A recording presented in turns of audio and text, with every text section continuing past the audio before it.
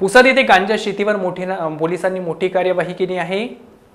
उपविभागीय पोलीस अधिकारी पुसद यांच्या पथकानं 30 ऑक्टोबर 2025 रोजी पुसद ग्रामीण पोलीस स्टेशन हद्दीतील चिखली गावात मोठी कार्यवाही करत या एका शेतकऱ्याच्या शेतातून 84 किलो 900 ग्राम वजनाचा सुमारे 12,73,500 रुपये किमतीचा प्रतिबंधित गांजा जप्त करण्यात आला आहे।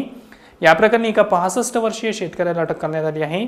30 ऑक्टोबरला पोलीस हवालदार सुनील मदने, शंकर ताडीकुटे, जुनेद यांना गोपनीय माहिती मिळाली की चिखली येथील शेतशिवारात एका शेतकऱ्याने मानवी मेंदूवर विपरीत परिणाम करणारी प्रतिबंधित गांजा वनस्पतीची लागवड केली आहे। ही माहिती मिळताच उपविभागीय पोलीस अधिकारी पुसद यांच्या आदेशानुसार प्रभारी अधिकारी पोलीस स्टेशन पुसद ग्रामीण सुरेंद्र राऊत यांच्या नेतृत्वाखाली पथकाने तातडीने ग्राम चिखली येथील शेतशिवारात छापा टाकला। यावेळी 84 किलोग्राम गांजा जप्त करण्यात आला आहे।